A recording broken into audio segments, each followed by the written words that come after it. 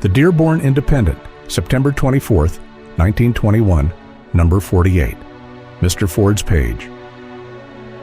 The question of ownership is not so acute as it was. Not long ago, there was a theory abroad that if so-called private ownership could be abolished and public ownership set up, then all our troubles would cease. It has been tried in various ways, on a huge scale, as in Russia, on a small scale, as in some American cities. The net result so far is this.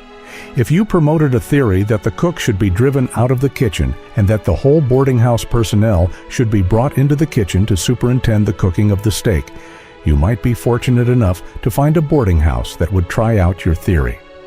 But from the standpoint of a well-cooked steak, it is only a matter of time when you are going to call the cook back.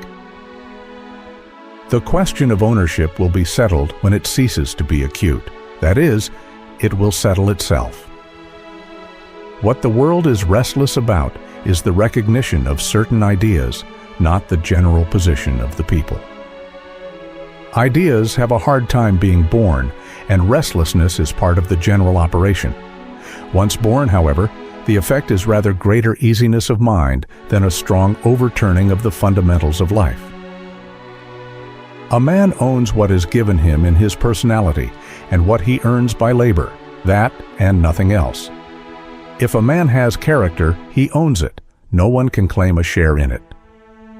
If he owns self-respect and the respect of his neighbors, it is his, absolutely his. If he has the gift of foresight, if he has the faculty of insight, if he has the power to plan and to manage and execute, if he has the qualities of a leader, these are all his own. They are his in a personal, private sense. The mind and the eye are greater reapers, and what they reap cannot be taken from them. But what else is his? What can he absolutely own in the physical realm? By common consent, he can own all that he needs for the living of his life, if he earns it. Civilized mankind recognizes the investment of a man's soul and body into his home and all the material requirements of his life. That is what we mean by the sacred right of property. Property is sacred by reason of the thought and sweat and blood that human beings have put into it. When you take that from a man, you take his life. Where property is not respected, life is not respected. But what about all this other wealth, this great expansion of industrial wealth that we see all around us? This is what people mean when they talk about ownership. Well, take any big concern you may happen to think about. Who made what it is? Everybody who had a hand in it. The man whose ideas inspired it. The men he called in to help him. The public whose patronage supported the business. They all made it. They are the only ones who own it because they are using it. Well, but what about the millions that the business has made? Let us see where those millions are. There are millions in the buildings, millions in the machinery, millions in the outlying sources of supply, millions in railroads and tank cars, millions in material, millions in goods on the market. Now, no one can put those millions in his pocket when he goes home at night. No one owns those millions.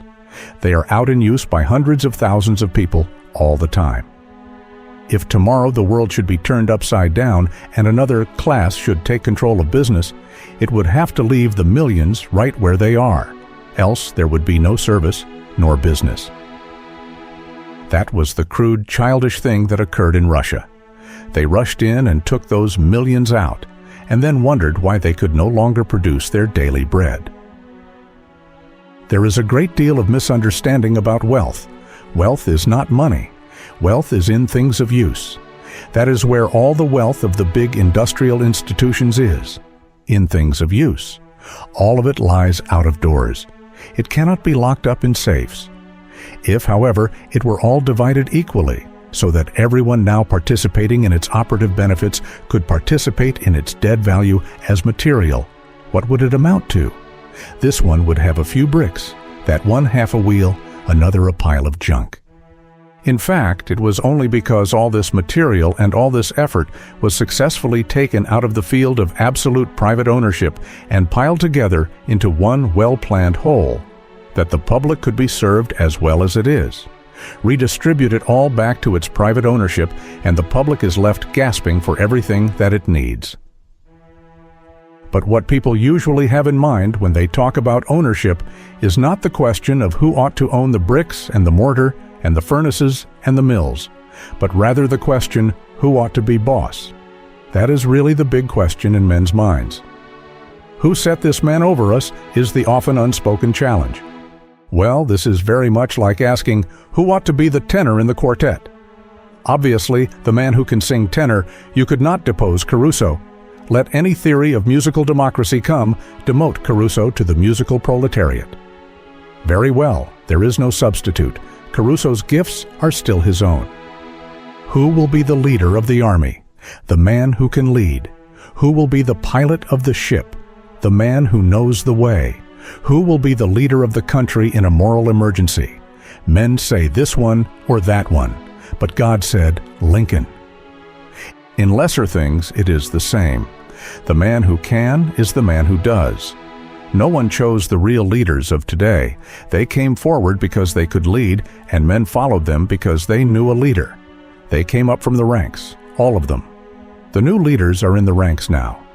Some young men, poisoned by the cynicism of a false social philosophy, do not believe this. They feel sore within, they are straining and stressing. That is good. That is the way leaders are born. There is a great deal of that kind of feeling before a man is 40. Don't interpret it as rebellion, it is growing pains. The old principles still hold true. Modern industrial development hasn't changed a single rule of life, and cannot. Go back to your grandfather's copybooks, and what the maxims said then is true now. Men rise today just as they have always done, by backing their native gifts with their acquired energy. This much is certain. No one will long remain boss who was not called to that work by nature and development. It would be an extremely simple matter to displace all the bosses and leaders today, but it would be an extremely difficult matter to replace them. That was the trouble in Russia. But say that by force you do replace the natural bosses with artificially created ones, what happens? Why, shortly there is nothing left to boss, the whole thing has just crumbled away into uselessness. So, there are correctives. In the natural course of events, the incapable man cannot get into positions of power, but if through an unnatural artificial course of pull or favor or relationship, an incapable man does rise to that position, natural law soon begins to operate. He fails, and his failure is apparent to all. If there is a great industry which has ceased to serve the people, if there is a great industry whose leader has ceased to care for it and has begun to exploit it, if there is a great industry whose leader has been poisoned with the thought, "This is mine and exists for my benefit alone," you will not long be puzzled about the problem of ownership. Nature will soon settle it.